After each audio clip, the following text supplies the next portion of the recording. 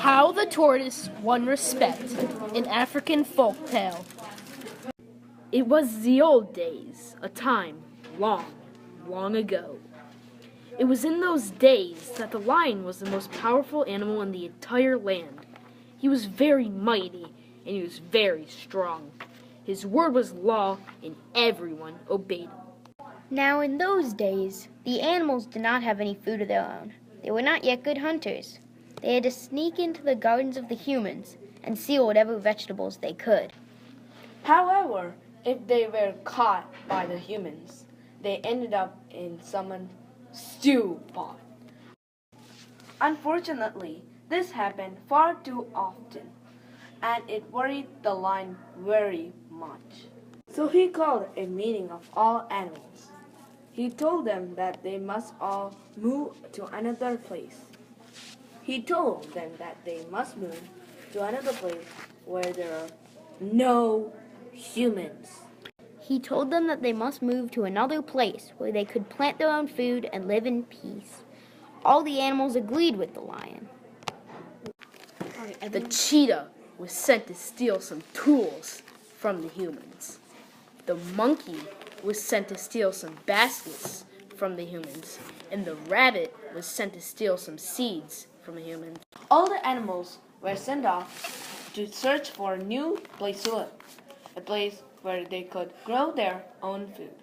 The faster animals, like the rabbit and the antelope, led the way. In the middle were the larger animals, like the buffalo, elephant, and giraffe.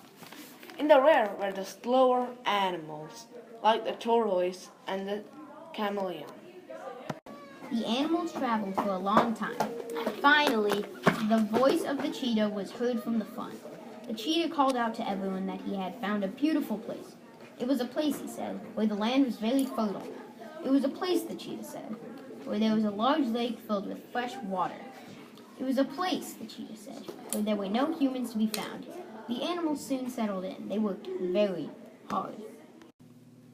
They planted fields full of wonderful vegetables. The rains came, and soon the fields were filled to overflowing with wonderful vegetables.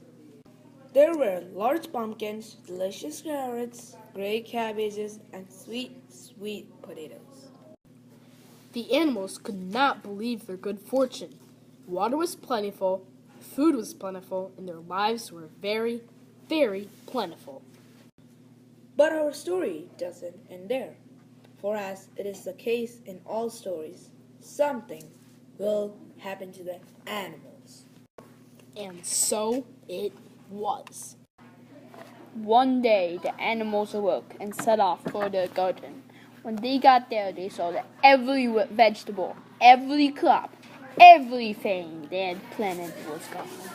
There was nothing left. Even the lake was drained. There was not a drop of water to be found in the bottom of the lake. Animals could not believe what they were seeing. All that they had worked for, all that they had planted, was now gone. It was about this time that a very large and most enormous shadow fell across the sun. The sky went dark. There above them was a tremendous monster, a beast so large that it blotted out the sun. Its skin was gray and brown and smelled like the dung from dying warthogs. Its eyes were green and slimy.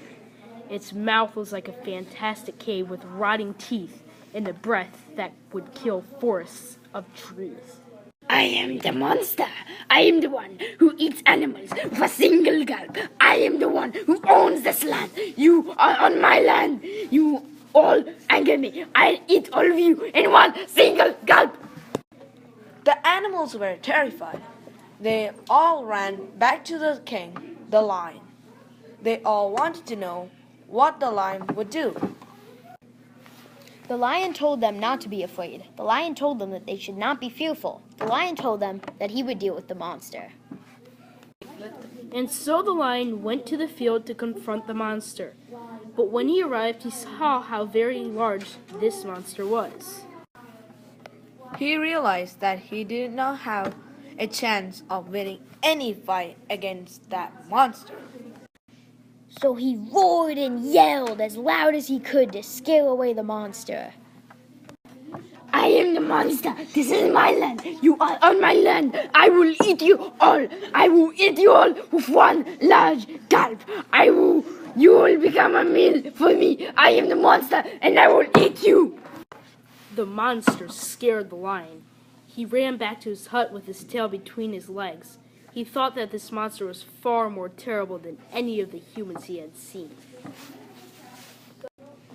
The other animals also thought that monster was far too big and far too terrible to deal with.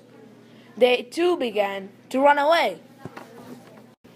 But the tortoise decided otherwise. The tortoise announced that she was going to deal with the monster in her own way. The other animals laughed at the tortoise. They thought she was crazy to deal with such a large and fierce monster. But the tortoise was very wise and very clever. She asked the antelope to prepare a sharp axe for her. This he did, and she took the sharp axe and hid it under her shell. The tortoise, tiny and slow, walked up to the monster and shouted at him. She told him that she was tired of all of his boasting. She told him that she was tired of all his bad breath. She told him that she was tired of all his smelly actions, and she told him to go away. What are you saying? Do you know who I am? I am the greatest creature there is. I can eat all of you in one gulp. Who is this little one? I should have her for a snack. She would taste very good. That is just exactly what the monster did. The monster swept up the little tortoise with his large, smelly tongue. The little tortoise disappeared into the enormous mouth of the monster. As soon as the tortoise disappeared into the monster's mouth, she took the axe from under her shell, and she began to chop at the monster's tongue. Chop. Chop. Chop. Chop. Chop. Chop. Chop. Chop. Chop. And the monster cried out. He made loud sounds. What are you doing? Why does my mouth hurt? You are hurting me. You must stop. You must stop now. But the little tortoise did not stop. Chop, chop, chop, chop, chop, chop, chop, chop, chop. Finally, the monster's tongue was chopped away from its mouth. The tortoise continued to swing her axe. She chopped across the neck of the monster. Finally, the monster fell to the ground. He was dead. The tortoise crawled out of the neck of the monster. She held her axe high in the air. All the animals cheered. All the animals cheered for the brave little tortoise who had killed the very large and quite ugly monster. All the animals called the brave little tortoise the cleverest animal of all. Even the mighty lion said that the tortoise was a brave and very, very clever animal. And so it is to this day. She may be small, she may be slow, she may have a hard shell, but she is brave, very, very brave.